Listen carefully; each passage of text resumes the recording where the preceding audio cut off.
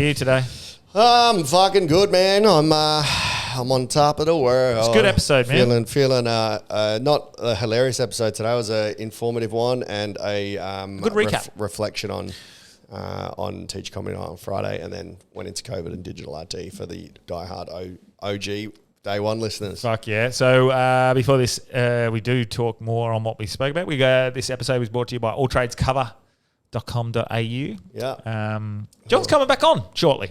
Cool. So I can't wait for that. Hopefully regale us with some awesome tales. Yep.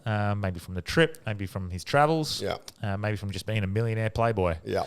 That's fucking... Yeah. It's pretty funny, some of those stories he tells. Yeah. But yeah, alltradescover.com.au. People are using them. Please support those that support us. If you have a small business or if you know someone in a small business. So even if you've already got insurance, maybe just check, give these guys a check and compare. Yeah. Because you never know when you can get a better deal. 100%. And they're, like listeners are using him. Yep. So I'm stoked with that. So get over there, alltradescover.com. If you're a tradie, get involved. .com.au. .com.au. This episode is also brought to you by Vibe Culture. Vibe Culture, they're a tropical blend, wake up.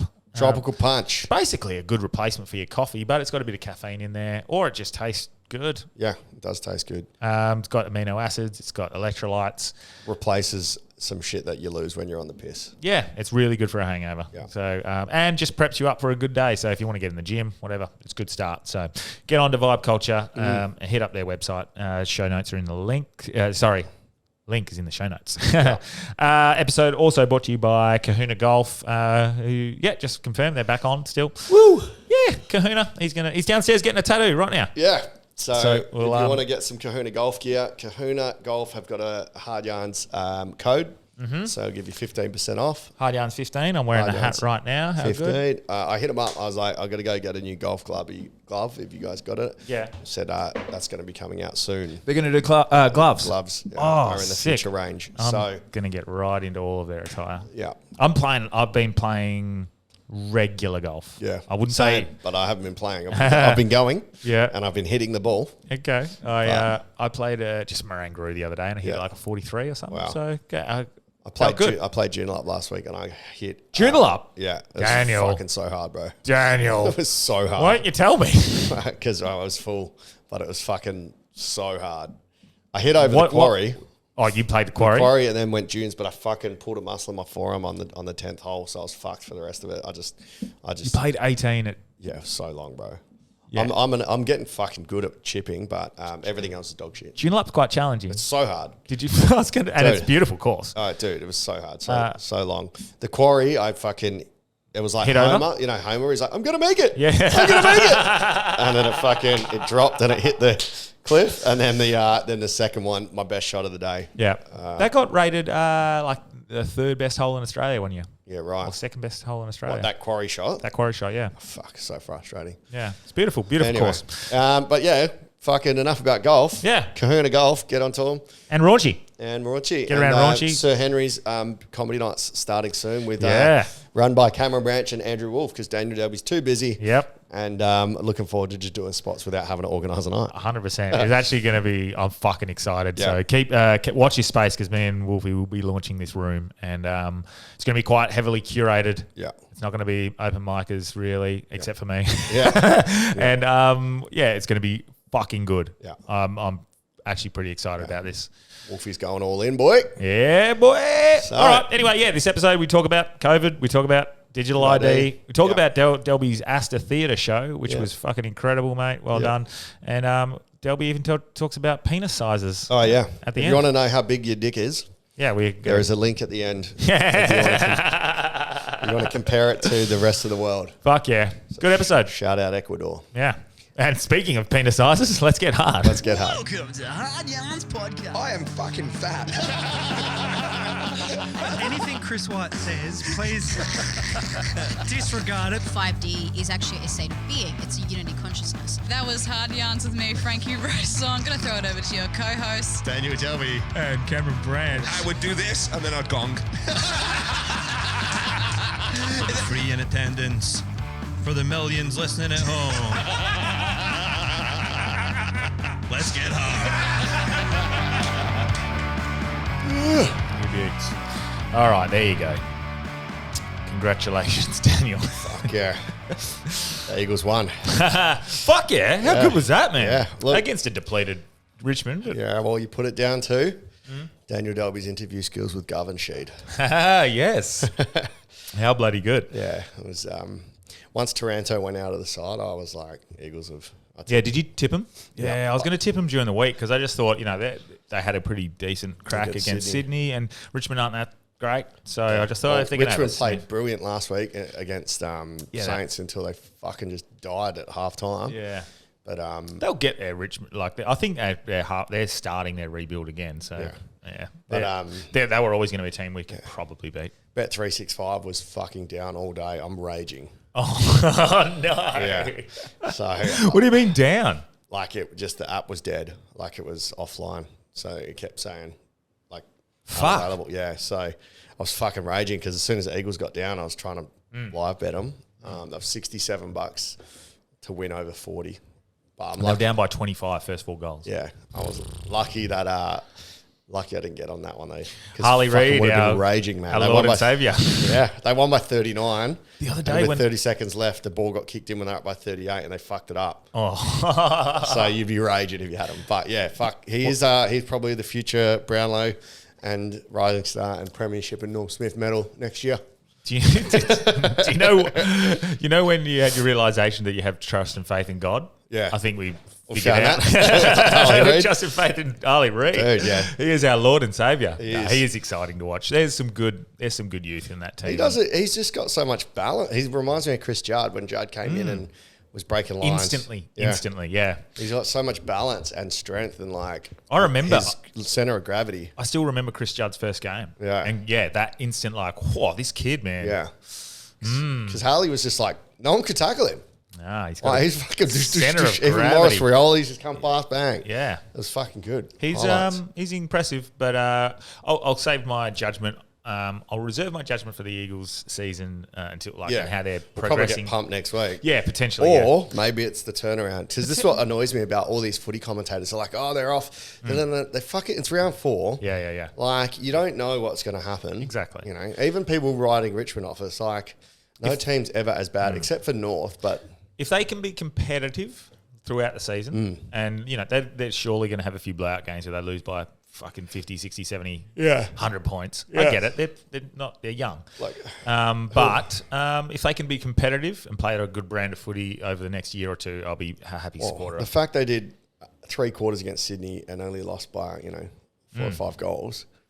Oh, it's a derby this week. Yeah. That'd be good. It's a good test. Freo got fucked over again. Yeah. So, but yeah. Anyway. But mate, fuck, congratulations. Yeah. Yeah, thank you. First fucking theatre, bro. Yeah, done it. It was incredible. Found the goals. I wrote it was 4 years ago, but it's actually 5. My math sucks. Wow. But man, watching and then backstage as well, just seeing it from a few different angles, it was really good, man. Really good. Yeah, I was stoked with those lights. I can't remember who told me to get the lights, the letters. Someone I think we did it on here. Was it? Yeah. Yeah. I think it was me. Yeah. Yeah, just invest. Yeah. That looked fucking so good, bro. Yeah. And having the E backwards. E backwards flickering. Yeah. so good.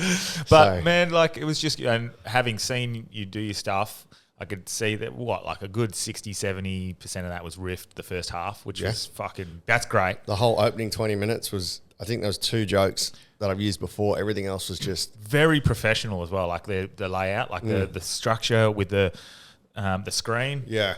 The slideshows, the pictures, the videos, the movies. Yeah. I was fucking stoked that the movies went well. Yeah. My one contribution, but and your ideas, but yeah, the home and away video was fucking crushed. Yeah, crushed, bro.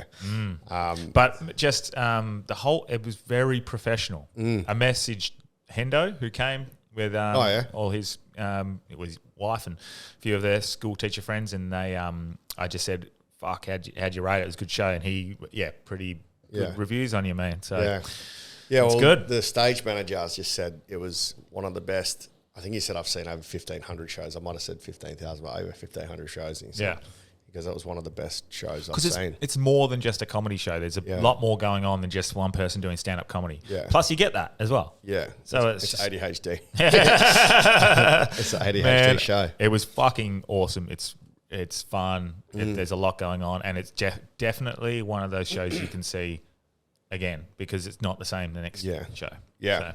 So yeah, I mean, it's fucking good. And I want to get back into the classroom just to keep my finger on the pulse as well. Like I'm going to re-register. Yeah. And fuck it. Like if I lose, like because of comedy or this, if I get deregistered, whatever. Yeah. Like just go do they a couple need of teachers. days. Yeah. Find out what the. Yeah. I'll just go somewhere where I'll go teach with, actually I won't say where, but I'll go teach somewhere where I know what you're going to say. no one knows me. Yeah. You know? Oh, okay. Like where my mates are teaching. Yeah. I won't go back to my old school. But yeah, I'll teach where my mates are teaching and just keep my finger on the pulse so I know what I'm talking about. Yeah, because it's a big part of your future, I reckon. Yeah, because got that meeting today with Jim Jeffries' manager. That's fucking... So That's pretty hectic, man. Well, because the production manager there, he toured and done all the staging for Jim and other.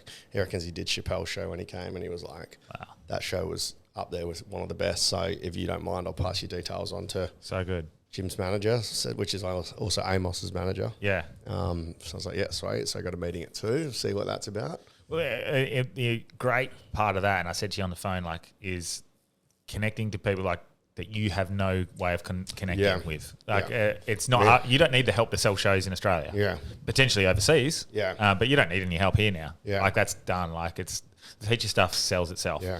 So well, I just sold out in 4 weeks in Sydney. 110 seats. See, so bro, like you don't need help here, and potentially, maybe your mindset might be like, well, that manager's going to take money from me that I'm already earning, but then he's going to get you connections with like, you want to be on Who Have You Been Paying Attention? Yeah. Like how many times have we messaged people? Yeah. And they don't even read the message because we've got no other way of communicating. That's what someone like him has, the connection. So we'll see what that's about. I won't get too excited yet, but it's good, man. It doesn't matter. Just the fact that you've been recommended, he's going to host a meeting with you and have a chat and see where you're at. That's manifestation at its finest, bro. Oh, that was the thing. Like everyone's like, "Are you excited? Are you proud?" I was like, I felt like I've already lived it, man. Like, I was going to ask you, like, because what happened is exactly what I envisioned. Each morning when I'd wake up and I think about the show, I would see myself standing on the stage with a sold out theatre, just like crushing. So it felt like I was just walking the path that's already meant. So I mean, that's good. Yeah. What I was interested in was for now, that's a pinnacle. That's a pinnacle moment. Now you're constantly shifting the goalposts, and I think I said it last week, and it was taken away from the that podcast we lost. So I'll say it again. Yeah. And it's someone else who said it. I think it was Chris Williamson on Modern Wisdom. But you've already achieved the goals that you said you wanted to achieve 5 years ago, and you're still not happy. So how funny is that? It was 5 years ago. Yeah, where I just achieved that goal from 2019. You're constantly shifting the goalposts. So you've reached that pinnacle for you at that time was to sell out a theatre. You sold out a theatre by yourself. Yeah. So now it's like, well, you've shifted the goalposts. Yeah. Well, the next one is going to be sell out a theatre in Sydney, sell out a theatre in South Australia, sell out a theatre in Victoria. Now, if you become that travelling theatre comedian, then it's constantly going to be shifting. So instead of going, I don't want to get to this point, it's like, fuck, enjoy that whole journey. Like you seemed like you enjoyed that whole Friday, I was so comfortable, man. Yeah, you look like so comfortable. The only issue I had for the whole show was before bringing myself out, I went to introduce myself and the mic was off. Yeah, I know. So like I couldn't be like, "What's up?" So it's just the music. Yes. So I'm like, that was the only thing I noticed as well. But I don't think anyone else really picked up on it, and it didn't detract from anything. So but then starting the show, like I've never felt more comfortable. I had no shaking, no shake, no nerves. My voice was just like you do this a bit. Move my arm around. Yeah, you like do that. Parkinson's. Yeah. You do that a bit, but that's like you do that when you're talking. As well on this. Like you'll be like, Jade doesn't mean this. Jade messaged me. She's like, "Oh my god, are you okay?" I'm like, "Why?" She's like, "Your arm was going up and down." This was like another show. She thought I was like fucking cooked or something. Yeah, I was like, "No, that's just." I go, "No, that's just me." Because she's like, "You're moving your hands real weird on the mic." I'm like, No, that's just like, that's one of my mannerisms. Yeah. And Garo, who made the Teacher Comedy Night website for me and he's been on here before, Floridas, he's always like, did you find your ponytail? I go, what? He goes, every time you're looking for a ponytail on the back of your head, he goes, you're trying to grab your ponytail. Yeah, I do that one actually. Yeah. I scratch the back of my head like that. I don't know why. It's because you just take on the actions of your mentors. Emulate the people you emulate. That's right. Classic. But yeah, it was fucking good. So shout out to Todd Main, thank you, brother. Our past guest as well. He was the first to message on Instagram again, just saying fucking stoked for me, and mate, it was that discussion that I had with him here that didn't make me pull it. Do you remember he said just fucking do it. Yeah, basically. If we can like find that email that you send and blah blah blah, like he said that bit, we've got it's clipped. Yeah, if we find that where Todd and he was like, just do it. I want to hear about it. Yeah, because that was the moment where I was like, well, publicly, we've done it, and I've got Nitro Circus guy telling me to do it. I can't bitch out. So how crazy is that to think as well? Like, just if you think of it on this, you had a guy from Nitro Circus on this podcast telling you to go forward with a theatre. You've achieved that. Yeah. So you not only are you talking to a guy from Nitro Circus, which is fucking sick in itself. Yeah. He's pushing you to chase your dreams and sell out a theatre, which is so unrealistic to so many people, and then you achieve it. Yeah. Fucking weird, man. That's a bit like on top of that, he hasn't just said it and fucked off. He's said it and he's kept in touch. He came to my Fringe show. Yeah. He came to watch me do He bought my card that I created, the first card with the sheep. That's like he is a supportive person. I want to get him back on anyway, just because it was a good chat. It was good fun, and like he came to watch my first pro show. Yeah, nice. Comedy Lounge, Freo. He came there, sat fucking He's just a good man, Todd Main. Todd Main, get around him. Your girlfriend is a very lucky girl. Him and his dad both came to watch that show actually, and they looked the part as well. Yeah. Sick. Fuck yeah, shout out to Todd Main. Go back and listen to that episode if you want a bit of motivation. I'll have to find the clip. If someone else listens to it before we do, can you tell us the minutes? Because I'm not going to have time to look this week. I've got 2 weddings and fucking all sorts of shit going on. I'll have a look. It's all good. Find it. It's important. But, but yeah, man, that was good. And then how you feeling? A bit rusty? Yeah, we had a bit of a blowout. So well deserved though. Yeah, I mean, it took a while to pack things down. And big shout out to Reese and Toby for helping me set up.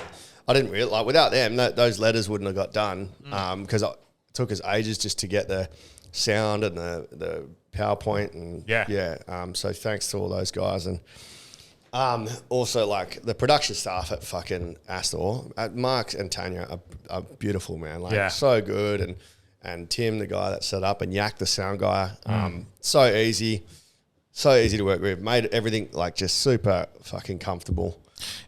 If we do a Up in Joke 3, has to be Astor, hey? Has to be at Astor. That's got to be their tagline. It has to be at Astor. I can't recommend enough, but the nice thing was Mark was like, well, when we've taken on 40 less bookings this year, we're trying to do less. Yeah. But he said, I'm always welcome back after that show. So good, man. I'm going to make you one of them as well. Oh yeah, sick. Yeah, that'd be killer. Make you one of them, hang it up, bro. I didn't have a photographer. I didn't even think to get a professional photographer. Well, you got the videographer, hey? Yeah, he's taken some wicked stills. Perfect. Well, that'll do because it's HD. Yeah, and just fucking crop some of them. Screen grab, and you can put it just even for Insta and promo. Yeah, that'd be pretty cool. Yeah, that'll add. Fuck yeah, look at that. We'll have 1, 2, 3. Then we fucking. Yeah, I'll check that, mate. Easy. We'll sorted. But yeah, the after the show, so I got given the graphics, what would it be called, infographics? Yeah. Of what my audience is. Oh yeah. So can I guess? Yeah. So it's giving me a pie chart for gender. Okay. I'm gonna. So. Oh, okay. Just side note, Kahuna Golf. He's getting tattooed downstairs right now. Oh, wow. So he's going to pop in after. So just message. He should message him and go speak to him about sponsoring here. What? The tattoo shop. Yeah, tell them. Fucking get on board. Message them and go, yeah, okay. Bring up the studio and say they're looking for sponsors. Okay, good. That's affiliate marketing. But yeah, what were you saying, sorry? So the Teach Comedy Night snapshot. Oh, yeah, I want to guess. In a pie chart. Can I just have a guess? Yeah. I'm going to say 25 to 35-year-old women who want to fuck Daniel Del Barello. Well, give me a percentage. What do you reckon was the percentage of gender, like male to female? I would say 91% women.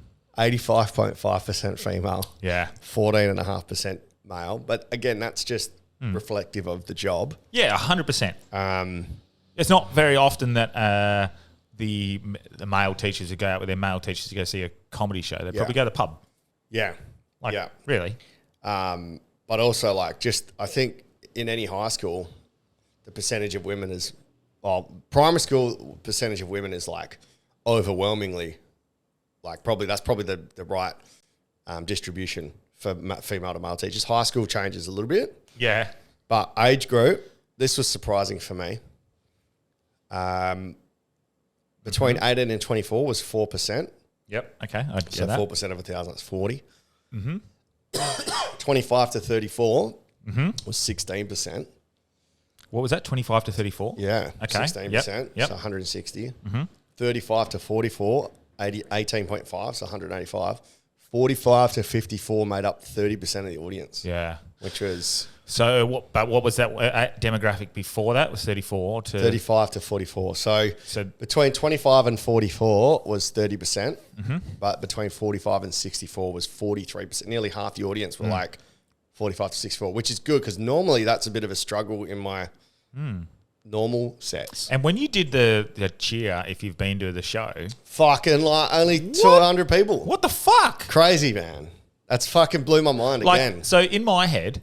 I thought it was going to be like 700 people that had been before. I was like, thinking John Pinder, like he's done 2 of them.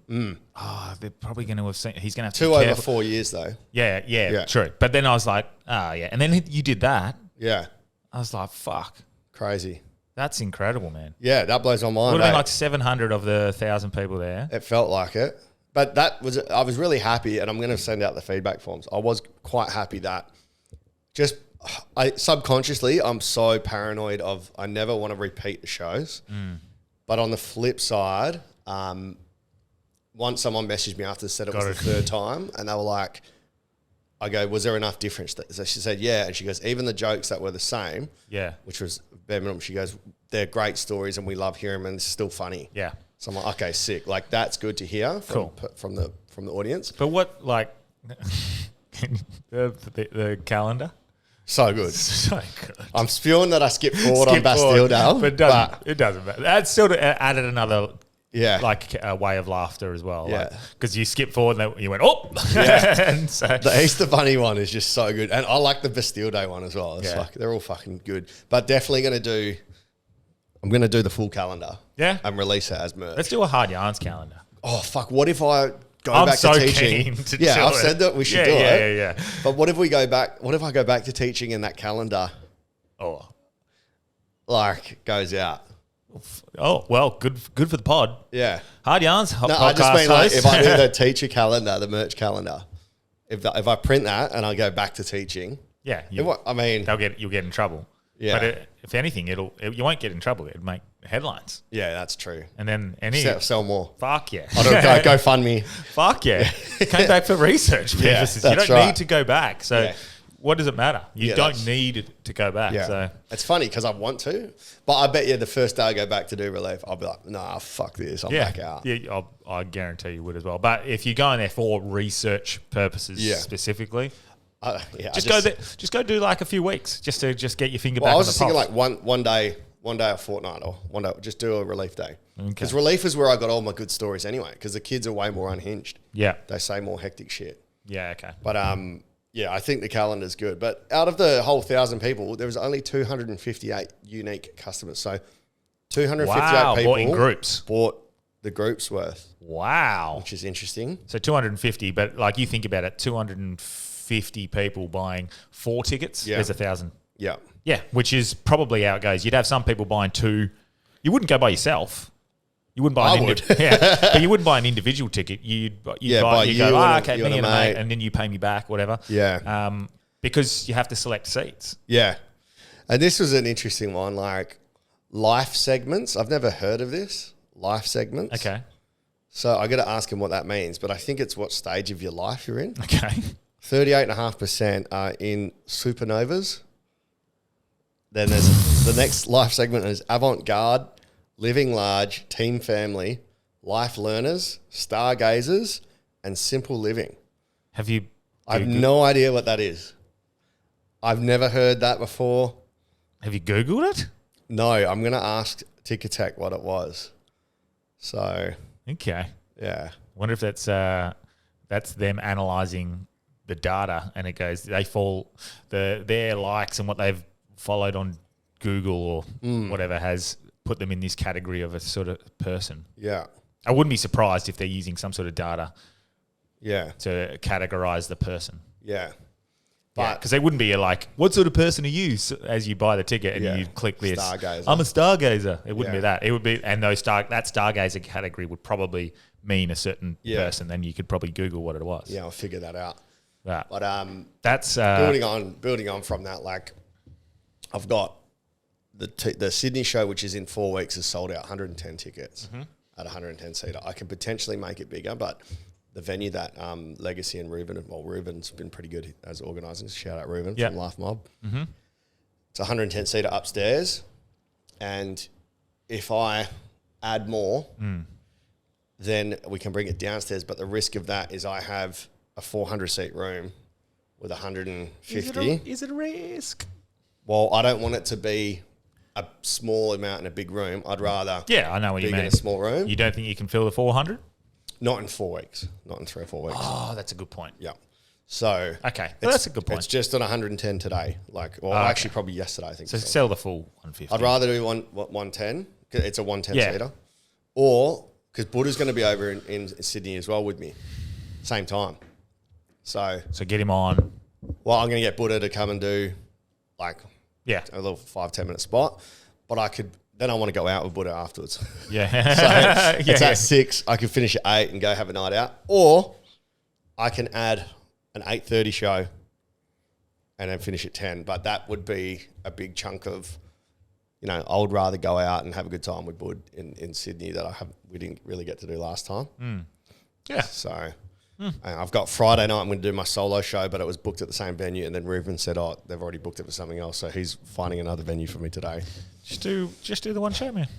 Well, I'm going to I'll do one teacher show and one solo show. Yeah, just do that. Yeah. I just added as well, I've got my solo show in Brisbane on the Tuesday before Brisbane show Wednesday. It's fucking then you can give everything to that one show. Yeah. I think it's probably better to do that. And it's not fringe. Yeah. You're not trying to smash out as much. I know you're there, but yeah, I'm in profit now. Like just selling that show out, my break even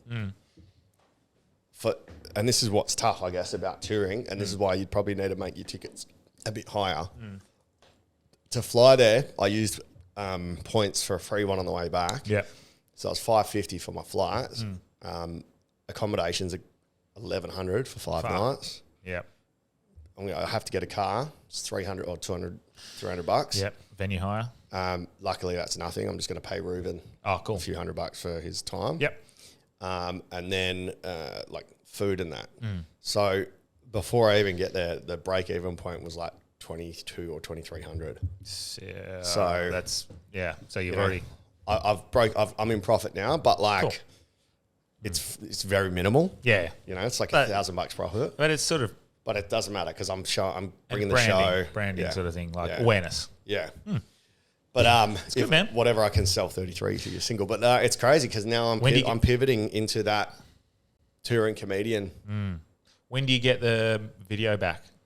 He said he's got the full hour 50 edited. Oh, sick. So and then he said we'll just timestamp it as to what reels we've got. Oh, reels and stuff. So would you? So he's not actually making a promo. It's just the full video. He's giving me the full video. Yeah. And he's going to give me like a promo reel. Oh, he's going to do that. Yeah. Oh, sick. But he just said timestamp as well. Go through and have a look. Yeah, cool. So he was quite nice, Anthony. So thank you, Anthony, as well. Anthony O'Brien, if you need any help. Yeah, he seemed pretty onto it. Yeah, it was good. But yeah, after the show, it was weird because normally I would want to go. I've always said I want to go and like after Up and Joke, I wanted to go meet everyone. You know, Teachers is a bit different because it's like it's a different dynamic. Oh yeah, because it's all women and elder women. Yeah, that are very intense. Yeah. You know, after Up and Joke, it was more like, oh, what's going on? Like boys, girls. Yeah. When I went over to Alpha, I feel it sounds fucking. I won't say gay, but it sounds lame. Yeah. Because I'm powerful with my words. Yes. Feel like a piece of meat, man. And all I wanted to do was like celebrate with the teachers that I knew. Yes. And my friends. And there was a couple of past students there as well. Yeah. Had a bevy with them, which was really cool. Yeah. But then I had other randoms coming up like, oh, that girl over there in the white, she really wants to meet you. She's single. And I'm like, I don't care. You know, not right now. I don't give a fuck. Yeah. Whereas I always thought, sick, I would be using this to go meet, you know. But you just wanted to spend the time. I just wanted to enjoy it with people I cared about, which is a nice fucking maturity change for me. Because it's good. And shout out to Youngie as well for fucking and Crossy and all the crew, man. It was fucking awesome. Would you go upstairs at the Alfred? No, it's just all downstairs. Oh yes, yeah. Oh, that's a big venue. Yeah, that's awesome. So yeah, it was very good. It was, and again, I'm quite. I'd say like I'm proud, but I'm not like, fuck yeah, I sold out a theatre. It was just like, it was said and it was done. Yeah, like I had since I said it, and since that Bali getaway. Yeah, just every morning. I visualized it. It just felt like I had already done it. Yeah. And I was just, my life path was just matching up to something I'd already done. Yeah. So that's how it felt when we did things like Up and Joke. Yeah. Like, I know it's going to come together. Yeah. I'm not stressed. Yeah. Just get up and let's just make it. Yeah. It'll be fine. Yeah. Even though that's the same with the teacher. You still have to put your effort in. Yeah. You still have to market it. You still have to sell it. You still have to, but it's not a thing of like if it's going to happen. It's just like when it happens, how sexy it's going to be. Yeah. It's going to blow people's mind. Like the amount of money I spent on marketing. Yeah. Was fucking next to nothing, bro. Yeah. Buddha called me because he couldn't, I guess he couldn't get in contact with me the next day. And I was like, man, I don't think he spent fuck all on marketing, Like it just sold itself. It was like... about $300 of Facebook ads. Yeah. And the rest was just like... just Ticketek? They send out... They do one blast. Yeah. And then Asta. And Asta had... I think they must have had some... Yeah, poster. MailChimp maybe.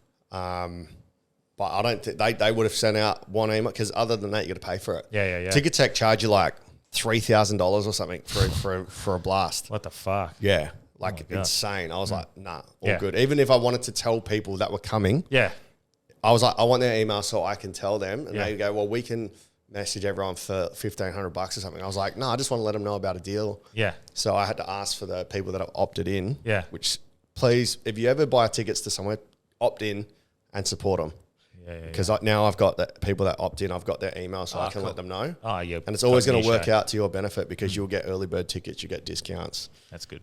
So listeners, if you do want to help me out, if you know any teachers, send them to my new website, teachercomedynight.com, and there's a subscribe list. I've got to figure out how to use it all. But it's good though, man. I think there's some good things happening. Yeah. I think things on the horizon. Astor is just so good. Like that green room is fucking dope. Sick, hey? Yeah. It's like it feels like a little dungeon, almost like a man cave. Psychedelic man cave, yeah. Has all the cushions and fucking... And it's easy to get your friends in through the goblin door. Yeah, the little hobbit door. Yeah. Compared to Regal where it's just like a fucking... Oh, maze. Yeah, maze and a staircase. Yeah, the little hobbit hole is fucking sick and... Regal's dead to me. Yeah. I even felt like the feedback, I could talk to people in the audience way easier. Oh, I noticed that when we were standing on the stage at the start and that carpet on the floor deadens the sound. Yeah. Or something. Yeah. It makes it all like you could hear everything you were saying. Yep. And the foldbacks was killer. So, yeah. And I need to watch it back because I don't remember fuck all. I remember... you would have been why did I rip on Rockingham at the start? I can't remember. It was something... To do with they couldn't come to the show. Oh, that's right. Yeah, I said the show's made for anyone that's been to school is going to enjoy the show. So if you're from Rockingham, unfortunately, you can't come. Yeah, that's it. And then there was a whole group from Rockingham. Classic. It's good, man. Fucking well done. Yeah. I'm fucking proud of you. Chuffed with that. But then I wake up the next day and it's World War III. Yeah, I messaged you. Oh, bro, that's we'll dive into it more. But that's scary. Yeah. That's like when I wake up to your message, Iran has just attacked fucking Israel. I'm like, bro, I just sold out of theatre, man. Yeah. And you were like, oh well, at least I sold out the theatre before World War III. Yeah. Fuck, man, that one's scary. That one's like, yeah. That's now from what I only did a tiny bit because I'm like now at the point, but also people listen to this for their news on this sort of shit. Oh yeah. So they rely on you. Yeah. And then I just come in with a few little missile jokes. I don't want to talk too much about it yet because I haven't done the so we'll do in it. depth. But it's just when you got Israel and Iran going at it toe to toe, that one's fucking scary. Some people think that's the same place because that ends up turning into America versus Iran because Israel is aligned with the US, and when you got US, hang on, Mac Shane's calling. Do you want me to put him on? Yeah, put him on. Right. Put him on. Mac Shizzle. Yo. You're live on the podcast, bro. I've just answered. Oh, sick. So we'll just we just finished talking about teacher comedy night. Oh, mad. Well, yeah, that's why I was bringing because my nipples are really hard. Just checking in. I'm like, is everything all good? Yeah. Fuck. Sick. I'm feeling pretty rough. Oh, bro, you and me both. Yeah. Yeah, I don't think what I can talk about, what I did on the weekend, you can put on your podcast. I think we can put it on the podcast. It just depends what you want to share. I've also just got someone at my door. I'm ringing to see if I need to book a quiz table. If you're what? So I'm seeing if I need to book a quiz table. Oh, no, already booked. I've booked for 5. Are you booked for 5? Yeah. Awesome. Not 5 p.m., like 5 of us, yeah. Oh, yeah, killer. So, Killer. all right, do you have any feedback from Friday night? What was your take on it? Absolutely amazing. Loved it. Hated the host, though. It was absolutely amazing. You crushed it, bro. So happy to be a part of it. I'm proud of you. All the people listening to the podcast and your Delby, dreams can happen. Fuck yeah. Oh, that's nice. Thanks, brother. Democracy manifest. Can you send me that photo you took of me walking back towards where you were on the side stage? You wrote Proud Broman, but if you can just send me the original because that's sick. No worries. That'll be the one we frame, I reckon. Fuck yeah. So sick. I'll flick you a message after the pod. Cool. All right. Easy, brother. See you, bro. All right. Man, he's so good. Upbeat, high tempo. I love Mac Shane. Yeah. Whose rhyme was awesome as well. But how was that? How's the chick that was like, "What do you want to be?" It's like Mrs. Delby. Yes. And I was like, "All right, that's fine, but hey, bitch, you're gonna have to stand in line." That's so good. So a couple of things I wanted to talk about, and I've done a bit of research on today, or not research. I've just got some articles that I want to talk about. Do you want to talk about COVID, Delby, or do you want to talk about digital ID first? Well, first, just the Israel-Iran thing. Okay. From what I quickly read, it was because Israel attacked Damascus. Is that correct? Do you know that? Oh, yeah, ish. I'm not going to make comment on that because I don't want to. Is Damascus the capital of Iran? I don't. Oh, potentially. Damascus. Could be. Double check. Damascus, Iran. Let's see. Is it the capital? Why did Israel bomb Damascus? Yes, so they bombed Damascus. Yeah. Anyway, all right. If we don't. Oh, actually, no, it's Syria. It was their embassy in Damascus. Okay. Because I don't know too much about the situation. Well, we won't speak until we're informed. And I just know this is a situation that you do not want to talk out of term on because this is shit that, like, there's people who like can say, trans stuff or race stuff or whatever, and people will fucking get into you. But this is something different. Like, this is a next level where people fucking want to kill each other. What are the odds? Yeah. A lot of fucking death and destruction. I mean, people obviously I always make light of stuff because I'm a comedian. Yeah. It was funny to read. Yeah. They were like, Iran did 200 missiles at Israel, and all that happened was nasty text messages, and a 10-year-old girl got hit by shrapnel and went to hospital. Because that was it. The Iron Dome seemed to play a factor there, which it got penetrated, which by whatever, 1 or 2. By a bit of shrapnel. But Yeah, I don't know. I don't want to talk about it yet, so we'll do a bit more research into it. But the mean text messages, that's just fucking high school girls. Oh, that's fucking... that's crazy. Not like some mean text messages between each country or something. Yeah. Really, that's just two people from that country representing the whole country. That's fucking crazy. I have seen that they've promised to retaliate. Yeah, right. So that's a bit scary. All so right. we'll see what's going to go on there. But yeah, so I did do a little bit of research on the digital ID bill and stuff, or COVID. So which one do you want to do? Let's start with what will the listeners want to get out of the way. Let's go COVID, because we do COVID a bit. Okay. Yeah. Yep. And there's some stuff in there that's actually quite important. Okay. Or is it? Would you want to say that for the end? No, let's go. Yeah? Let's go. Okay. I just don't want people switching off because it's COVID fatigue. Long COVID.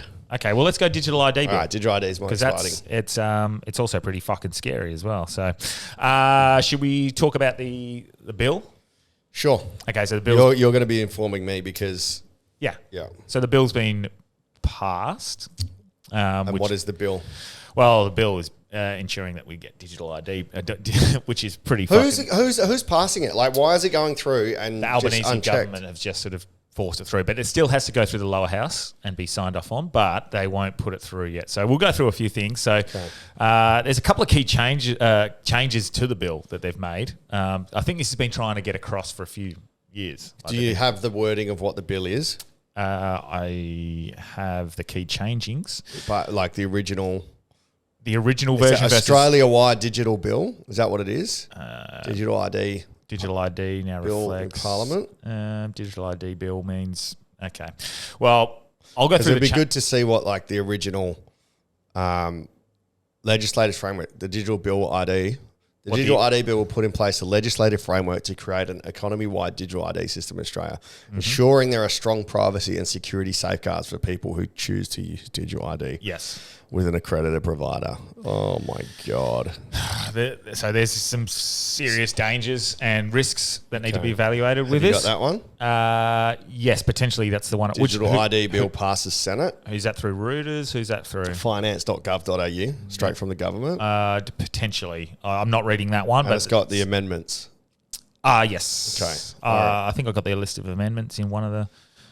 10 supporting principles. I fucking hate this. I really hate this. They're framing it like it's for our privacy and our benefit, but 100%, it's not. Which is what we'll talk about. But so a key change from the government's draft bill is the phased introduced time frame of the opening up of digital ID scheme to private sector organisations such as banks, which has been reduced from 4 years to 2. So they've fast tracked it being opened to private organisations, corporations. What do you mean? Like, so instead of digital ID just being government in 4 years' time? Just being government and then opening it up to private corporations in 4 years. It's been fast-tracked to 2 years. They're going to open it up. Why fast-track it? This is disgusting. I don't know. The amendments also introduced a reporting framework for law enforcement agencies and enforcement bodies which access or try to access information held through the digital ID scheme, and assurances that deactivated digital IDs cannot be reactivated without the consent of the individual. So it's like... Say that again. It's saying that the law enforcement can report on it? For law enforcement agencies and enforcement bodies which access the information, they have access to the information. But what they've now put an assurance in, because that can never be broken. An assurance that a deactivated digital ID, so if you choose to deactivate your digital ID, cannot be reactivated without the consent of the individual. Right. So, but what they'll do is they'll make life impossible to live without a digital ID. 1,000%, because it's not mandatory, Daniel. Well, not yet. Which... That's an interesting thing, because last week or the week before we were talking about that $150 $250 payment. $150 for primary school, $250 payment for high school students, or not students, the parents of the students. And we were like, why would they give $150 or $250? It's fucking nothing. It's nothing to a person who's struggling, and a person who's at the lower end of the income scale, like myself at the moment. $150 or $250 is not going to be any sort of... It's not going to have an impact, And we were like, why are they doing that? Why wouldn't they put that money towards something else? Now we know that they were actually trying that Incentivize. Yeah. So to get that money, you have to sign up for digital services. What they've cleverly done is they've said, well, you don't have to necessarily, but we're going to make it extremely difficult for you to claim that money without the digital ID. Which is now it makes sense. But then there's people just like my dad who just don't even know, don't text message. Yeah. Right. So if he's a parent, he's not going to do it. He still prints off his stuff at my house. He doesn't like anything electronic. That's true. Like, this is my favorite thing in the whole bill is, about the bill. The passage of digital ID bill has been welcomed by the Australian Banking Association. Of course. Because we can control your money. And the banks don't even stock cash now, bro. Mate, and and they're shutting down. We won't add fees to digital banking, and it's that's quite upsetting. So there's been actually some concern raised by a couple of people. Who was the Indian bloke from England that was locked up in a terrorist organisation, and then he warned us about this on Joe Rogan? He was done as he was a radical, and then he got changed, and now he's come out and he's looked at digital ID, and he was maybe it was 2 years ago or something. And he's saying how dangerous it is. I remember. And it was coming through. Yeah. Just after COVID. Fuck, I can't remember. You know his name? No, I can't remember his name, but I remember the episode. Yeah, great episode. Fucking good episode. Yeah. That was. He's foreshadowed this, and it's like people call you crazy, and it comes in. Well, so need for guardrails, as well as a loss of trust in the government. Digital ID without appropriate guardrails can result in errors and bias, aggregation of sensitive personal information, hacking, identity fraud, and the denial of access to basic service and entitlements. That's probably one of my would be one of my biggest concerns, the access to basic services, because we've seen that exact thing happen in Canada, where they closed down people's bank accounts, and something as simple as the vaccine stuff. Yeah. Like you were unable to go to a pub if you if you didn't have your ID. Yeah. So this is not to say that this won't be happening again. I just sent you a thing. Something just passed in Canada, digital ID, and they were cutting off people's from their bank. Someone sent it to me. I had a quick little look on that, and I couldn't find much information on it. Yeah, and I didn't know whether that was. Yeah, well, yeah, that's true as well. Digital identity. So Professor Edward Santo and co-authors wrote, digital identity also carries significant risk. Technology that enables digital identity initiatives, especially facial recognition technologies such as facial verification, facial identification, or facial analysis, unavoidably restricts your right to privacy. Recent major data breaches involving millions of Australians remind us of the consequences of poor data practices. Yep. So by having this information within their central service, doesn't mean that data can't be hacked and then used against you. Everything can be hacked. If something can be made, it can be hacked, man. Even the unhackable can be hacked. So those are a couple of concerns. I've got a Substack here that I read that was so Substacks are always interesting, but I did like this one. So this was a Substack is essentially like a decensored Wikipedia. So basically, it's just blog? a sovereign citizen being able to write their own articles. And how come that hasn't been censored by any government agencies? Or website shut down? I guess it would be classified as an opinion piece. Right. So, for example, this one was by a writer or someone with the Substack name Vicky Writer, or Richter. Sorry. A gateway unmasking the perils of UN's digital ID agenda, a gateway to total surveillance. So, the United Nations' ambitious goal to establish a global digital identity for every individual by 2030, spearheaded by the ID 2020 project, has garnered attention and skepticism alike. While the promise of enhanced efficiency and accessibility accompanies this digital identity, a close examination reveals a host of dangers, including the potential establishment of pervasive surveillance state. Yeah. Which we're already in. Yes, we are to a point, but this also creates a mechanism in which they can then control us through surveillance. Yeah, it's silly because they're saying it's like speeds up processes. Fucking shit's fast already, except for Centrelink, or answering like Telstra, like customer service call. Everything else is already fast. We don't need anything to be any faster than it is, except for some basic services. And the pervasive totalitarian state already exists. China already has that. My mum had a Chinese expat live with her. He's just come back. And he said that right now in China, they surveil all of their people. People are afraid to talk about how they truly feel because they're being spied upon and listened. And anytime people would talk negatively about the regime, something would happen to them. So he's like, even when someone disagrees, it's like 1984. Yeah. You don't disagree. Yeah. And even if you feel it, you don't voice your opinions or your concerns. And he was like, now, China are in a recession. No one knows because he was just there. Wow. Like he lives there. Yep. 46% unemployment rate. Fuck. Everything's being shut down. All the factories are being shut down. They're going through a mad recession right now, and he thinks that China's going to go to war to start to boost their economy. He said Taiwan is definitely going to be taken over. Wow. And he's like, it's looking very, very grim over there.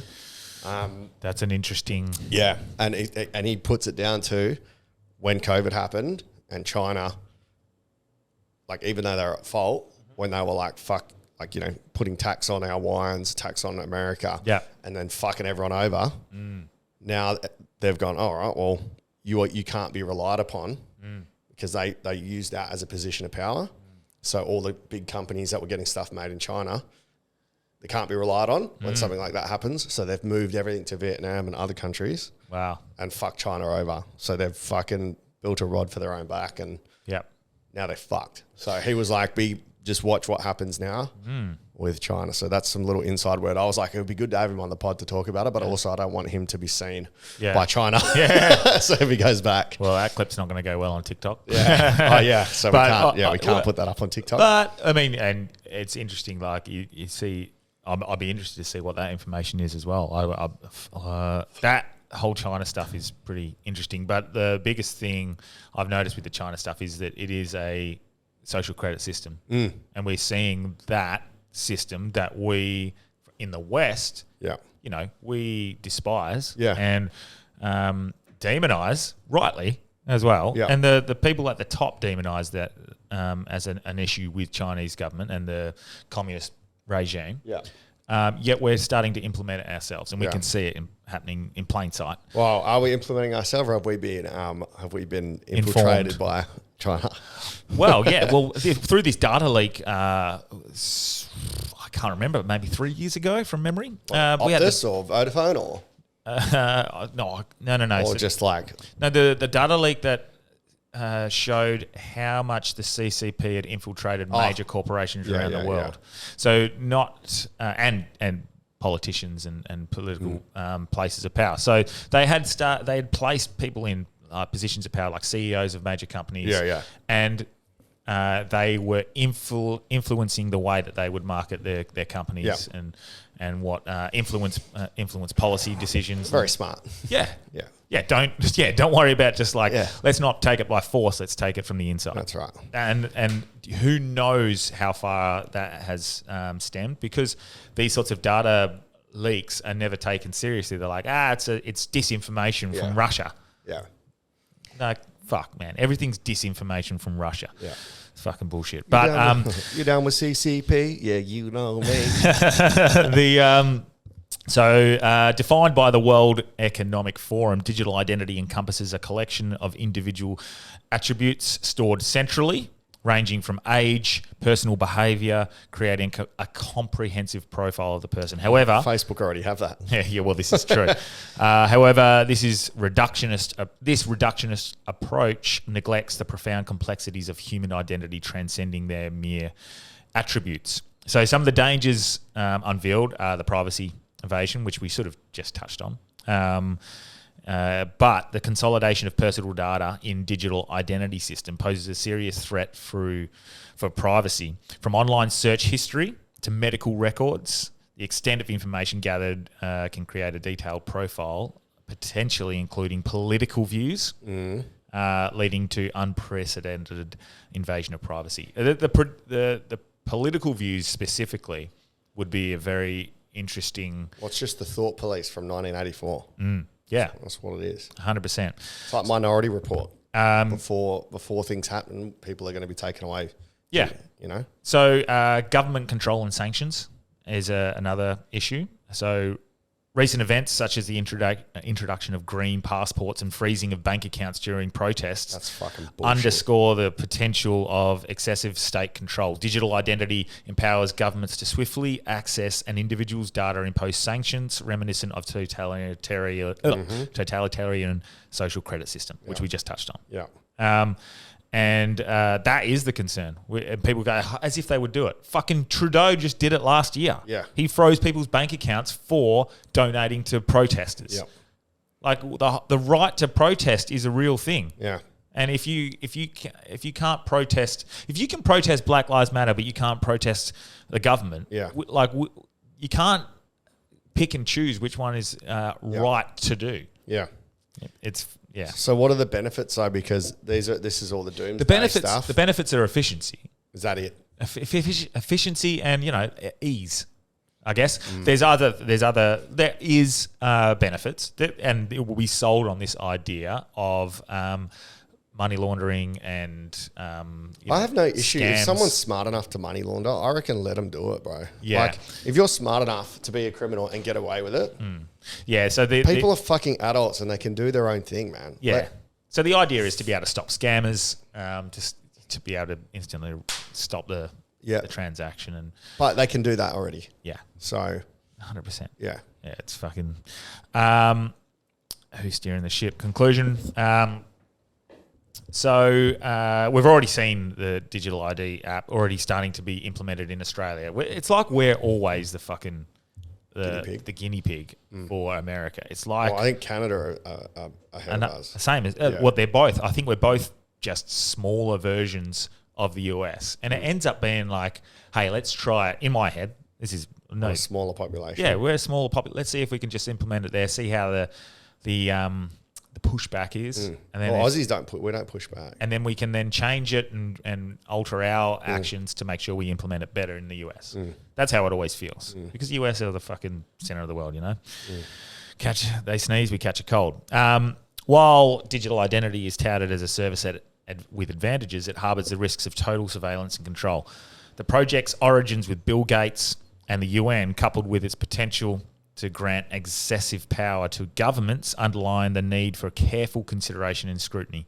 The looming spectre of a world where citizens become digital subjects must be met with vigilance at all levels. The implementation of the agenda is not merely a technological evolution, but a societal transformation that demands critical evaluation and resistance, which we've seen recently. We've seen with fucking COVID how just leaning into something without understanding the actual implementation. Or trusting your government to do the right thing by you. Exactly. There's no trust in the government. Why would we trust big corporations to prioritise our health, for example, as opposed to their profit? Why would we expect government to prioritise us when they are in the pocket of said corporations as well?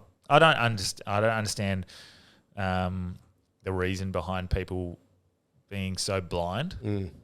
I do think through COVID we seen the people lean in, and it sort of showed you who the sheep were. Yeah. But I also think now, because of what's coming out with some of the data that we've seen with that, I think it's woke up a few people. Yeah, but not enough.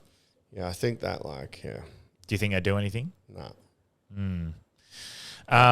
And so the questions raised, what can we do about it? It's just human nature is like you want to trust dad.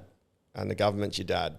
So how many times does a child get hurt by their dad, or does a partner get beat by their partner and still go back to them? Yeah. You know, there will be a critical point, but I don't think they've done enough yet. Even though they fucked us up through COVID, they haven't done enough. Like if they do this next thing and it fucks them, it'll probably be 3 or 4 more things until the people go, oh, actually, nah, fuck.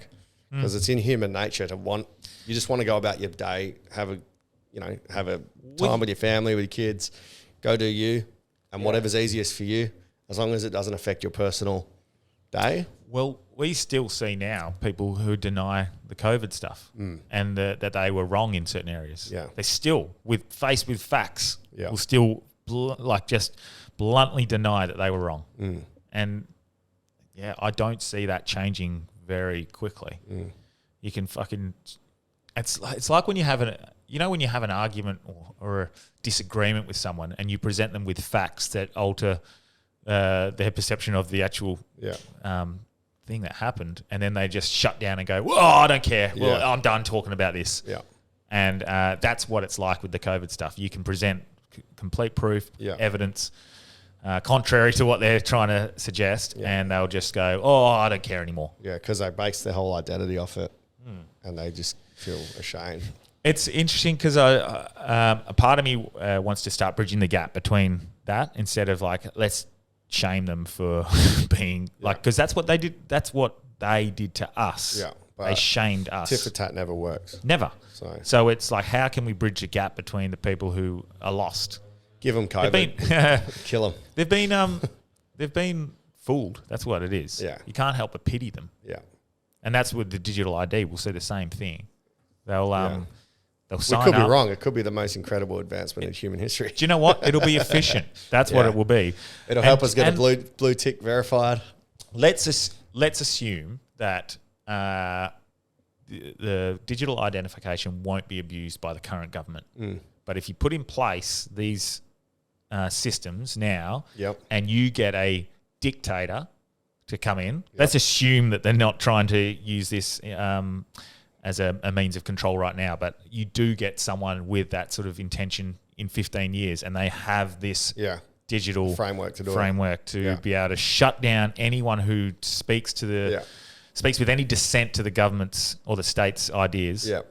It's a very realistic outcome. Justin Trudeau proved that he's already done it. Yeah, he's meant to be a good guy. Yeah, he did it. So I don't know where that leaves us. I don't know what that means, but I do know it still has to pass the lower house. Yeah, which it will. Yeah, like it's going to. It interests me because because the budget this is a big part of the budget as well. It costs money to implement this. Yeah, but whoever gains the benefit will be donors. So the bank will be donors, like to help it across. I think it's cost about $165 billion to put this together already. Wow. And it's being implemented, and you're being incentivized to join with $150 or $250 to help with the cost of living crisis with your children. Yeah, mate. Why? Just do it anyway. Like, don't just give people that anyway. Yeah. I saw that they wanted rich people to give their money to people that were struggling, their payout to people. Being encouraged. Yeah. To get the payment and give it to others. And then the front page of the news the other day was they want Karens to be COVID police officers. Yeah, what the fuck was that, man? What are your thoughts on that? Fucking horrific. Horrific. Because think about those the Karens that just believed everything about COVID. Yeah. The ones that would scream at you to put a mask on or no, it's going to kill us all. You have to do it. They would sign up. And then they've got a position of power. And then they would enforce their bullshit beliefs on you. And you can't do anything. Yeah. So basically the article was the police have an idea where, because they wanted police to do police work, what a surprise that forcing people to wear a mask is not police work. Yeah. They were like, we could start a task force of civil officers who go about making sure that your mandates are enforced, which is exactly like 1984, where the people are so brainwashed that they will do whatever the government says blindly. Like that clip you sent me, the guys that have to, the sergeant, the army guy that wouldn't get the jab, and they put 6 guys onto him. That was in 2023 as well. Yeah, it's fucking insane. What the fuck, man? Yeah, but they're Americans, so. So on the COVID stuff, I actually compiled a list of things as well, what we weren't allowed to ask, that we can now, like, we weren't allowed to ask these questions during a fucking pandemic in which you're encouraged for years and years and years. You're encouraged to, who's the comedian? He's like, think critically. Yeah, I love the comedian's point on it. He's like, do your own research. You're encouraged, don't do your own research. Don't. For years and years, you were told, do your own research. What sort of car should I buy? Ask the car salesman. He's going to be honest about it. You fucking idiots. So I do like that. So things that I've got a few articles to read as well, and a pretty hectic bit of like footage to play or listen to. It's a report, maybe a couple of minutes of it we can listen to. But so things we weren't allowed to ask. Maybe I'll list through these and we can talk about them. So the vaccine being the only way out for me was the vaccine being the only way out was probably the number one pushed thing that came out of the media, and the thing I hated the most, because not one single mention of prioritizing your own health was made. When we had clear data very early on, that it was obese people and people with underlying preconditions that were going to be in danger. And still there's no effort to say or prioritize your health, in which I think it should be our number one priority. And what really annoyed me the most about that was I was held to account for people's poor choices through life. To not prioritize their health. And they would argue that I had to do the right thing to protect them. And they haven't done the right thing to protect you. They haven't done the right thing to protect themselves.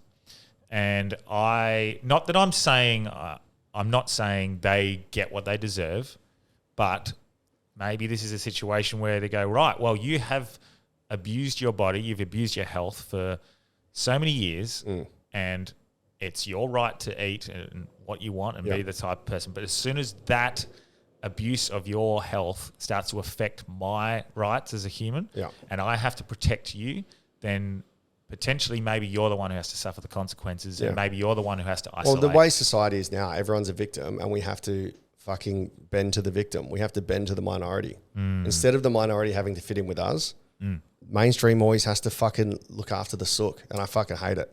It goes with all the issues. Like, you know, the trans issue, we have to bend to what they want. Why can't they fit in with what we want? If it's the fat people that need us to have extra room on the plane, why do we have to cater to them? How about this is a general society? This is how it works. I won't shame you for being that way. Do whatever you want. But you need to be part of the society that majority have agreed to be in. You need to work out a way to fit in. My only combating issue with that is they have been duped and fooled into what health is as well. Now that you could say that's their own prerogative. They should be smarter. If you're struggling to breathe up a set of stairs, you should be able to figure out something's not going on. 100%. But they've been poisoned since they're young, like with cereals and fucking medications and whatnot. So it's half.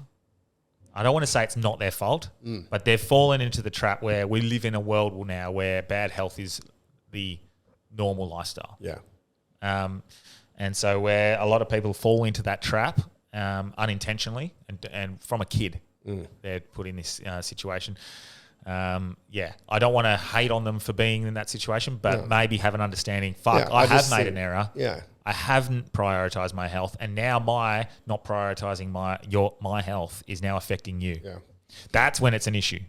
When I have to isolate, when I have to wear a mask, when I have to get jabbed to protect you. No, it's not happening. So you weren't allowed to talk about that. Another thing you weren't allowed to talk about, Daniel, was myocarditis being a potential heart problem going forward. Early on, like 3 years ago, we were talking about that. You weren't allowed to mention it. Now, what I find the funniest about this situation is 3 years ago when we were talking about it, like, fuck, look at all these people having heart problems. This is going to be such a big problem. Now, 3 years later, we see it as a big problem. And then their answer is like, oh, it's not COVID, it's other things. But we said 3 years ago that it was going to be a problem. So what we said is happening, and now it's not what we said it was going to be. That one fucking really pisses me off. That one frustrates me. That's because they're going to be held liable on insurance and payouts, and I think it's also better for them to deny, because if they admit it, then Pfizer goes broke. Well, Pfizer's been getting done over pretty bad a few times. But on the flip side, speaking firsthand from a person in China when it broke out. So the fellow that lived with my mum. Yep. He was like, when COVID broke out, whole families were dying. Like he goes, it was bad. He's like, people were losing whole families at the start. Yeah. And that's when it was new. Yeah. And was just rampant. And then as it spread out, the immunity built. And it's also... So if you were basing it off that, if we were in Perth and we saw like 500,000 people just die all of a sudden, you'd have the same response. Yeah. It's so as far as I'm aware, it was a pretty bad disease that we were getting. To start with. Yeah. But it's a pretty bad flu. That's what it was. And fuck, like, have you gotten the flu before? Like the proper? Well, I'm pretty strong, so. Have you got it though? Like I've been sick badly like once that I can remember in the last 10 years. It was like fucking like nearly dead. Yeah. I remember when I first got the flu about fever dreams 7 or 8 years ago, like a proper flu. Yeah, mine was about that time. Yeah, about 7 years ago. Or 5 years ago. Yeah, proper flu. I was like, I thought I'd had the flu. No, I've had colds. Yeah. This was and the flu can fuck you up. Yeah. And when you're living in China in an impoverished area, bad airways, pollution, where you're talking about a society that's 46% unemployment. Yeah. They're probably not in the best health. Of course. Well, this was that since then that's happened. Yeah. But yeah. So that's probably the biggest concern there. But the protection of others and the gaslighting. The logic just disappeared. Yeah. There was no logic. Complete disregard for any sort of critical thinking. But the gaslighting after it was told, so we were told from the start, you don't have to get it for you because your health is fine, you're going to be okay. Yeah. But you got to get it for others. And that was said on the guys that you could be you're going to stop transmission by getting this thing. And then when they were asked about it, they said, oh, no, we never said. Yeah. We never said that it was going to stop transmission. But then there's a whole heap of clips of them saying it. Yeah. Now it's neither here nor there whether or not Pfizer said it, but the people who were promoting it certainly said it. Yeah. And they didn't put any statements out to correct those. Like if President Biden would say it stops the disease. That cunt doesn't know what he's saying. No, well, that's true. But if he says he doesn't stop, surely Pfizer's responsibility is to come out with a statement saying President Biden said that it was going to stop transmission. It doesn't stop transmission. It stops. It helps reduce infection. I would love to know if your body naturally clears it out after a certain amount of time. The jab or COVID? The jab. Because with the mRNA stuff, I wonder how much actual change is done. Well, it was meant to stay local to your arm. Really? Yeah, I can't remember that. I have to go more back into my doing my research back in the day. I think Ian McCullough, doctor, I think he talks about this quite a lot, and maybe potentially Dr. Asim Malhotra talk about it, how it was meant to stay local to your arm area, but then create the change which then flows through your body. Wow. But they found the certain part of it, that it's gone through to the heart and whatnot. So that's a interesting one. But and then why optimizing health wasn't promoted. Yeah, I talked about that. This is the one that really upsets me. Is the effectiveness in children. Yeah. That one really upsets me because they didn't have a choice. Yeah. And it's the effectiveness in children that they had promoted until so it's interesting. You have that message of trust the science, and there was no science suggesting it was going to be effective. I think there was mild data suggesting it was going to be safe. Yeah. And it says now the only data they have is real world data. They don't have a trial on it, a clinical trial on it. They have real world studies. Yep. And it says that in children aged 5 to 11, potentially I've got the article. Maybe the article that actually says this. Let me just double check. I think I got that one up. Did I? No, that's all right. But in children 5 to 11, it was moderately effective at stopping poor results, I guess. I think it was 13% effective. Forgive me if I'm wrong with that one, but it was moderately effective, but it was also moderately likely that they would have a severe adverse reaction. Yeah. So the issue there is like it's moderately effective at stopping transmission. Yeah. Stopping transmission of something that wasn't going to be an issue for them because they weren't in any danger. Yeah. So having the jab put them at more danger than getting the disease. 100%. Yeah. So these kids, and what is more concerning now is that we are seeing spikes in cancer rates since 2019, which is crazy in young people. That's other factors. Oh, isn't it? They were talking about this on the news the other day, and they were saying, "What is it? What the fuck do you think? What's happened since I don't 2019? know what happened after 2019. Jesus, like that, and it's." And we see with life insurance actuaries that we've spoken about and the life insurance data of working age people 35 to 44 dying at alarming rates, 34% more than they were prior to COVID. And it can't be accounted for by COVID because it was in the last quarter of 2022 after everyone was vaccinated. Oh, what a surprise. So we see the data and we see it in adults and in young people that there's some issues, not only with heart issues where we see people fucking falling down left, right and centre on sporting fields and wherever. And this, what do they call it? Sudden adult death now? Sudden athlete death or something? I think they call it sudden adult, sudden infant death syndrome. Yeah. They've now got sudden adult death syndrome. Wow. Which is pretty crazy. Yeah. But this is my concern, is that we're starting to see it and it's increasing. It's just slowly getting worse and worse, which is long-term studies. We're starting to finally see real-world data, what's happening. My concern is these kids that got vaccinated, what are we going to see from them? Potentially nothing. Hopefully, fingers crossed, nothing. But fuck, we don't know.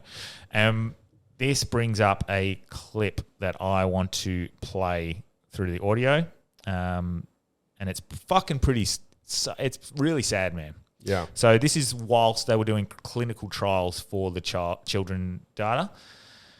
And yeah, let's just have a listen and we can stop it a few times and we'll talk through it.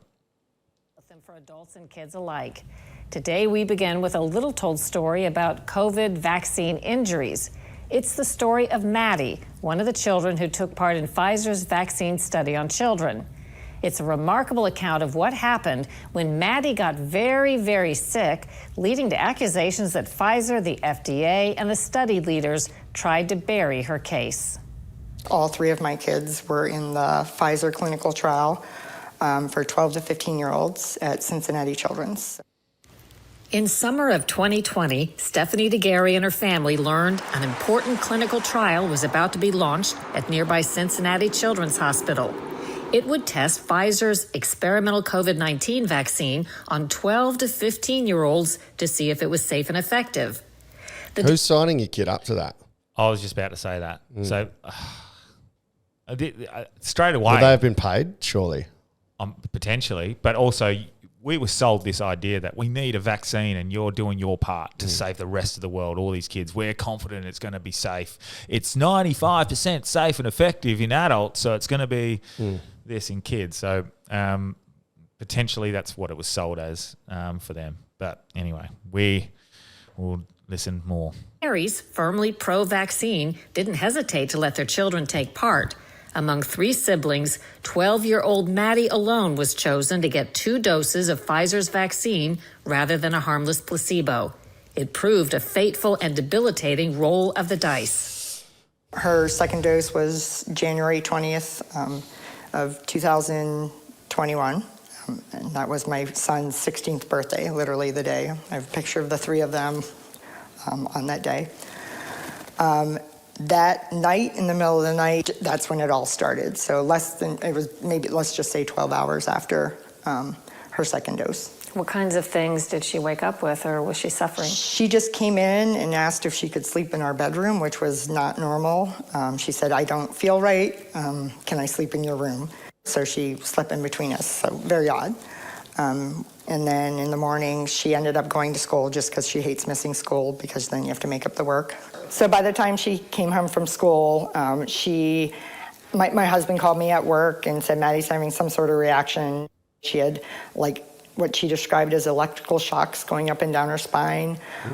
She said she felt like her heart was being ripped out. Fuck. So chest pain. She had severe abdominal pain. She was hunched over when she walked through the door. Her toes and her fingers were white, and they were like, when you touched them, they were ice cold and painful. Did you think right away that this was probably a vaccine reaction? 100%. There was nothing wrong with her prior to that. Before long, Maddie lost feeling in her legs. Jesus. Here, she's scooting on the floor and using her hands to lift her legs. DeGarry says she was shocked when the lead study doctor offered no help. She found herself reluctantly following the advice of physicians who insisted Maddie's paralysis, seizures, passing out, all of it were caused by anxiety. What the fuck? Anxiety. Mate, Wow. like... You've got an experimental drug in your body and there's side effects, and they're like, anxiety. Now, I can go further. We could watch a little bit more of that. But basically, she was part of the study that they used to... And they threw her out because they said it was anxiety? Well, we'll go have a listen, yeah. We'll go further with it. Embarrassed how much I was brainwashed and believed them. She did cognitive behavioral therapy, which is seeing a psychologist. At what point did you think to yourself, I've tried what they said. I know my daughter's not suffering a psychological event. I always had in the back of my mind, I knew that it wasn't. So when she was in her hospital stay in April, they treated her horribly. Like, they treated her like a crazy person. And at that point, I knew. Plus, she wasn't getting better.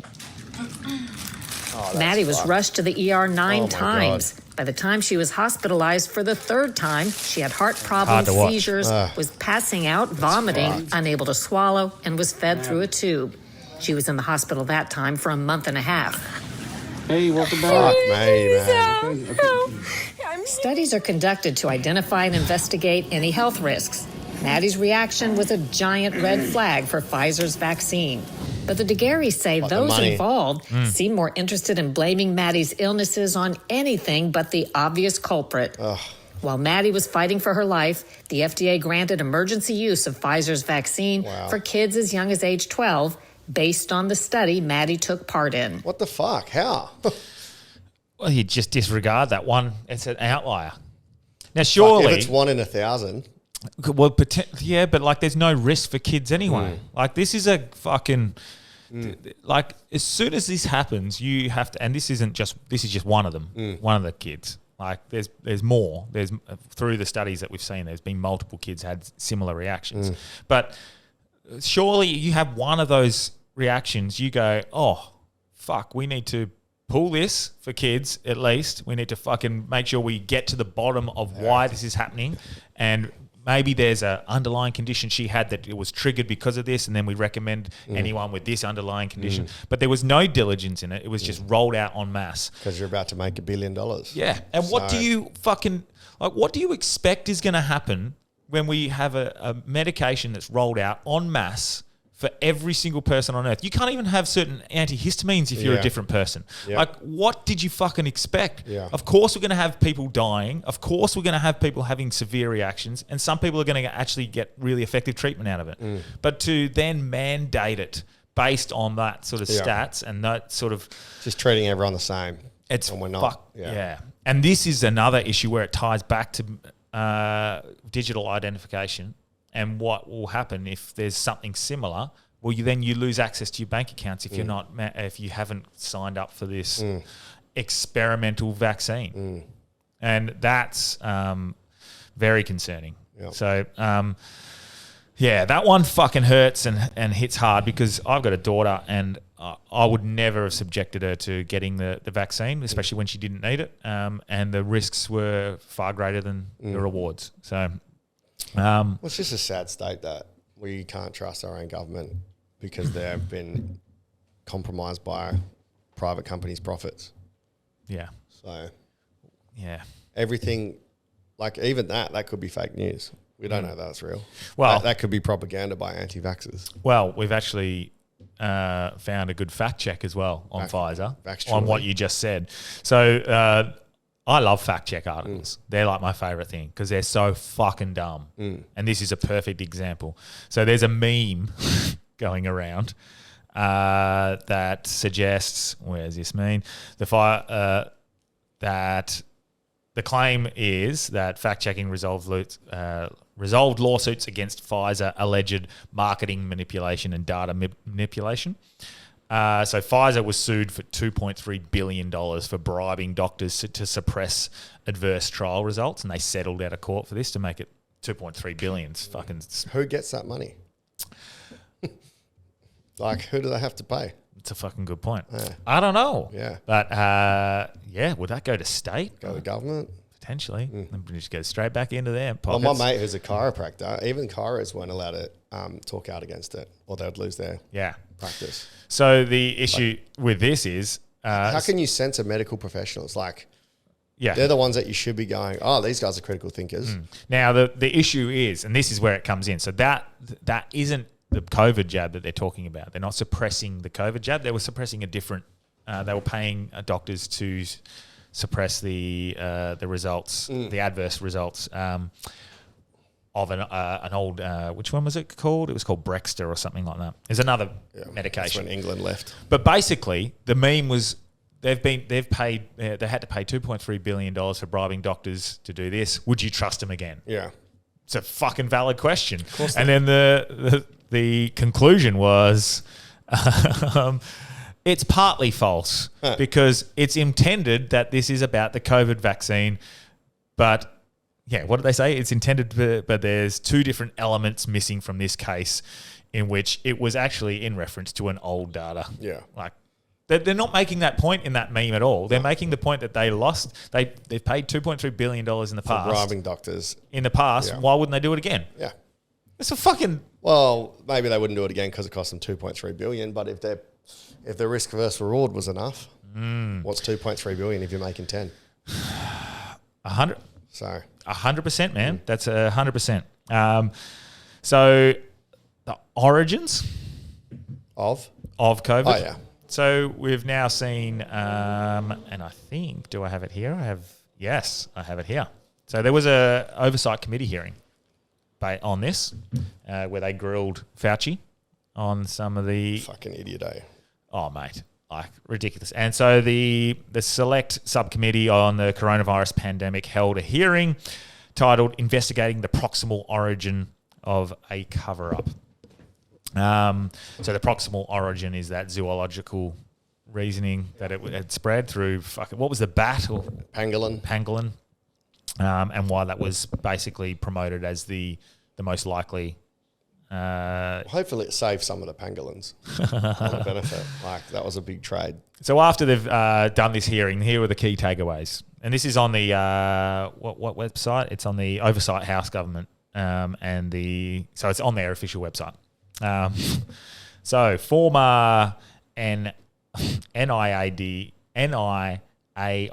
director Dr. Anthony Fauci and former NIH director Dr. Francis Collins were directly involved in drafting publication and public promotion of Proximal Origin, the paper written to suppress the COVID-19 lab leak hypothesis. So that's been because he was involved in that.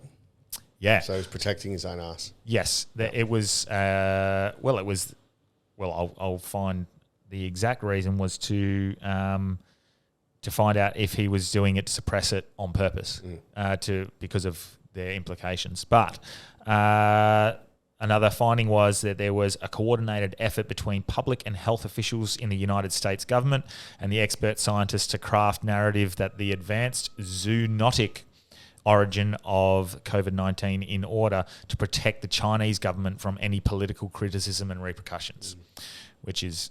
so Fauci's probably been paid by the CPP. He has been, regardless. CCP. He was paid through a university, from memory, which we could probably find that somewhere. But he did not recall. Remember, he doesn't remember anything. I don't recall where I don't recall I don't that. check my bank statements. The conclusions drawn by the co-authors of the proximal origin rest on insufficient evidence, draw inaccurate assumptions, and have never been proven or verified by the wider scientific community. So again, why did we not hear this in the news? Why is this not fucking front page news? Are they just saying, oh, the origin doesn't matter? Because it fucking certainly does. Like, if it's done on purpose, like what was the purpose? Was it done by China? Was it an accident? Was it like, do we have to stop this again? Like, there's pretty reasonable consequences to not knowing.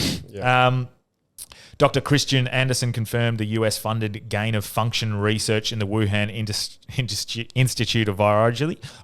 Virology, sorry about that. Fell below recommended biosafety markers. So basically going against exactly what Dr. Fauci said, saying, to be honest, you don't know what you're talking about. Like that, I sound a bit more like Trump there, but so gain-of-function research certainly was funded by the US government. Scientific integrity was abandoned by Dr. Fauci, Dr. Collins, and the co-authors of the proximal origin in favour of political expediency, suppressing a legitimate scientific theory to advance the preferred narrative of the senior government officials is egregious and must be fully investigated. So that is what is going to be happening shortly. They're going to be investigating why they chose to suppress that information, abandoning, scientific integrity. And finally, there is still more work to be done to hold public health officials accountable for their actions during the COVID-19 pandemic. The Select Subcommittee emphasises its outstanding request for transcribed interviews and documents from Dr. Fauci and Dr. Collins. So it looks like we have almost, from a House Oversight Committee, a very official thing going on there. I think we have basically enough information to suggest that that narrative of it being zoonotic was just genuinely manufactured for political reasons. Yep, makes sense. And then if it's manufactured for political reasons, that starts to make me question: was it intentional or was it just a incompetence? Well, I think like Fauci's trying to save his own ass in that, because he knows that the research he was funding. What do you think? He was part of. Do you think the lab leak was intentional or incompetence? No, I don't think it was intentional. You just think it was just incompetence? Yeah. And then he's trying to cover his ass and then make money. Yeah. Whilst mopping up the problem. Yeah. Yeah, that's fair. If it was sinister, you can understand the sinister side. Yeah, I'm not going to say that that's what it is, but you can understand the sinister side, because that then. But why was an American working in China, like on a gain-of-function research? When it's a very interesting question. So why were they funding? Yeah, it was he wasn't actually working on it; he was funding it. Yeah, and what he wasn't funding it, he was giving the government's money. Yeah, and why in China? Like, I guess you could argue, well, we need to understand these diseases so we know how to fight them. Yeah, but what if China's the enemy of America? Why are you doing research in their country about? He's defended them quite a lot. Unless that was like planned and he's a double agent where he was working for America, organised it to be leaked into China to try and wreak havoc on their economy, and then it got out of China. Occam's razor suggests, I guess, it would be what you just said. They fucked up and he's trying to cover his ass. Yeah. That's what it would. That's logic. And most of the time, logic is the right answer. And let's be honest, logic and reasoning has been abandoned for the last fucking 3 or 4 years. Yeah. By not only the people at the top level, a lot of people are, around. Yeah. So, but there's nothing more that I've got there in research and articles, but it does seem to be. Well, we'll do one COVID episode a year. Yeah, just to keep people aware. And I think we can just touch on anything that does come of the Oversight Committee hearing that they're going to look into Fauci a bit more. But it's been an interesting few days in regards to what's been coming out with Israel and Iran, but we won't touch on that too much more. But I think we can talk about that soon. And also, just excitingly, away from that, just a bit of fun, I've been getting sent a lot of flat Earth stuff. So why? I am a big it's because of our listeners, bro. Yeah, I'm a big I don't believe in flat Earth. Well, but some of the what stuff, about the firmament? That's an interesting. The firmament thing was very interesting.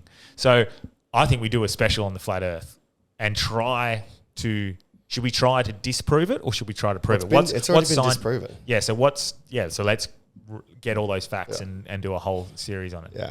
So how has they disproved it? That's what I can't remember. There was a bloke with their laser. Yeah. Yeah. And flying in a direct line and coming back. Yeah. Okay. To where you started. So there are some interesting. I mean, I don't know. For me, there's some things that weird me out, but I'm not sure that points to flat Earth.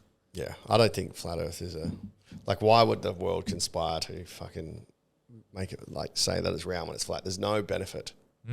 There's no benefit to having a flat Earth as opposed to a round Earth. All it is people looking for a glitch I agree. People are lying. I completely agree. So should we actually fully disprove it? Well, I don't know if we can. We're not scientists, but you can find articles that or research. But the thing about the firmament, it's interesting because there's CIA documents, allegedly, if it's all true, that are discussing it. They're what are they called?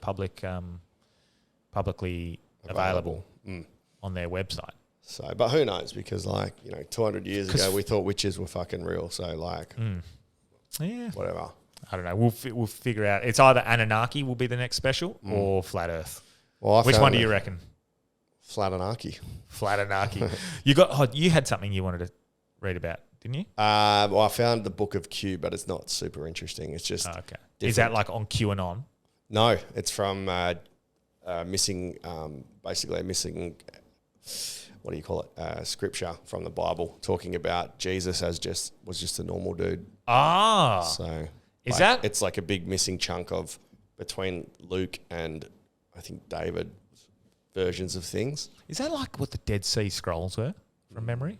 I think it's different. It is different, but yeah. I mean, you need to know heaps about religion, so I'd rather get a guest on. Matt Storer? Maybe, yeah, because he does his religious stuff. Yeah, or someone from the uni. That's good at. Yeah, a theologian or a historian. Yeah, okay, cool. But in interesting news. On I Fucking Love Science, they found an interactive map that lets you compare penis sizes with the world. What? So, what do you mean? If you want to know how big you are, you can see what the averages are in the world. But there's they do the measurement. I'm not gonna. This is like reverse racism, but I'm not black. Yeah. Well, it turns out I'm Ecuadorian because they've got the biggest in the world. Oh, but there's a lot of. Okay, this is now racist. Well, there's it's positive a lot of racism. Chinese. Yeah. Well, no. That's no other topic that's been asked more often. Average size. So this is from World Data. They caved into demand. International comparison now gives some basic data about the average size of penis per country. Allows you to compare the average absolute length or length as a percentage of average height.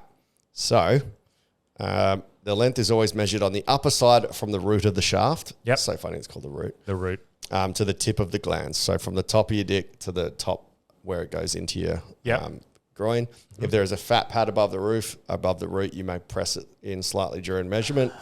To measure the circumference, it's taken at the circumference of the root. That's been my biggest growth. Yeah. Losing weight and a little fat. It's gone. And I'm like, am I bigger? Nope. Just looks. Just looks it. And some studies use different measurements were taken, so we're not included. So the biggest country in the world, erect length on average of 17.6 centimeters. Ethiopia. Ecuador. So and what was that? Average of what? I'm Ecuadorian. Average of what? Average erect length, 17.6 centimeters. I'm just a little under that. Wait a second. I'd have to do a new measurement. What's 17? 1700. How many? 17 inches is 17 centimeters is there's 3 centimeters in an inch, so it's about 6 and a bit. Yeah, okay. Fuck, that's sizable. But if that's their average. They've compared it to the height. So the average height is 1.67 meters. So that's 10% of a guy's height is their cock. Then it's Cameroon, Bolivia, Sudan, it's Cameroon. Haiti, Senegal, Gambia. Where's the smallest? Cuba. Then the Netherlands, because they're all fucking giants there. Zambia. United States is 60th on the table with an erect length of 13.58 centimeters. Wow. UK is average of 13.13, so I've covered the UK, even though I'm half English. You can check the penis map on world data. So I know everyone's going to go to that. Oh, fuck. Surely, like, this sounds like something a guy with a small dick would say, but surely you don't want the biggest dick. Like, you don't want a huge thing. You want, just above average. I don't know. I think you want big. Because then all the girls are like, oh my God, it's so big. And other girls want to see it. And they just, it's just, no one's like, oh, it's so small. I want to sleep with him. Yeah, that's true. But you want above average. Correct. You want above average, I reckon. Yeah, especially when you shit in bed like me. I wish I had a few more inches so I could make up for the lack of stamina and pumps. My research suggests above average. Yeah. Well, the thing is, they threw out all people that measured themselves because they were like, guys lie. Yeah, so anything that was measured by their own. Yeah, okay. They got rid of. I don't think I've ever measured. Yeah. Yeah, I definitely have. When I was what do younger. I use? What do you use? A tape measure? I used a ruler. Yeah. Okay. I got a bit of a curve, so I had to that takes up a bit. Find a bendy ruler. I wonder what. Okay, I'll find a ruler. Yeah, and then I don't know. If any, I won't tell anyone. If any girls out there are a ruler. Yeah. Sick. Anything you want to plug, Daniel? April 26th, Who's Rhyme. We've only got 10 tickets left. So that's at Stables Bar. We were up to 50 tickets, which is pretty cool. And then it would be, then the week after that is Perth Comedy Fest, May 3rd, May 4th. I'm doing Comedian Rhapsody, which I haven't planned yet. So I don't know what the show is. It's going to be all freestyle. Oh, yeah. It'll be all freestyle stuff. So that one will be May good. 3rd, May 4th, upstairs of the Regal. It's in the chorus room. It's like a little 100-seater. That's for Perth Comedy Festival. Yep. Sick. And then a few weeks after that is Sesh Stories. I'd love to pack that out because that was a hell fun one to do. So, and then I'll be in Sydney. Oh, am I doing comedy on Wednesday or am I covering quiz? I think you're good for comedy because Cam didn't get back to me. I think he said Stora was going to cover it, hopefully. Okay. So, all right, just let me know, or we'll talk off air. Yeah. So, okay, let's assume I am doing it. I'm at the Laugh Resort tomorrow night doing comedy. First time there, so I'm excited to see that room and see how it goes. Heard there's a interesting vibe there, but yeah, that should be good. Yep. And Patreon. Hit up Patreon. Yeah. Have we got the episode with no... I think I put up the last 6 or 7, so I can't remember if I did the last one or not. I can't remember. So I'll have a look, but if I haven't, I'll upload them. We lost Jaski's Mr. Sickhant. Yeah, Mr. Sickhant. So that's fucking frustrating. We had a good hour and a half chat. And that was my actual fault. I know exactly what happened. I know what I did. So, that's why there was no episode last week, but that's probably... We still had an episode last week. Oh, yeah? Because we released the Assange one on Monday. Oh, that's good. So that means that you can still catch up on older ones. Yes, go back and listen to the Nina Kennedy one because that's not had too many listens and was a fucking good episode. Yeah, really fun. World pole vault champion. And her coach just quit. Really? Yeah. Oh. The coach just quit. Oh. So going into the Olympics? Yeah. Holy shit. Yeah. So did she post that? Was that on the news? I saw it on the news in the newspaper, and she commented on it because remember how she said he was hell important for her. Yeah. So it'd be interesting to see. Yeah, but go back and listen to Nina's episode. Very fucking good. That one we probably released too much volume there. It was a bit of a mistake. We had too many episodes going out. We released like 10 episodes in 7 days or something. Yeah. So that one probably got lost in there. And also I think Nima's episode got lost. Nima and Nima. Yeah. So Nima Naz. Or the guy who does content? Who does the content? Gary Vee? Yeah. Go listen to his episodes as well. He's awesome. And if you can do us a favour, just fucking share it on your story. Find a good clip, share it on your story or copy the link and paste it. Just tell 2 or 3 friends for us. Go to our YouTube as well because it's starting to get there. We get like quite a lot of subscribers. I'm working on that, and I think that's a big way forward for us. Yeah. So, sick. Cool. Good episode. Shabot. Hooroo.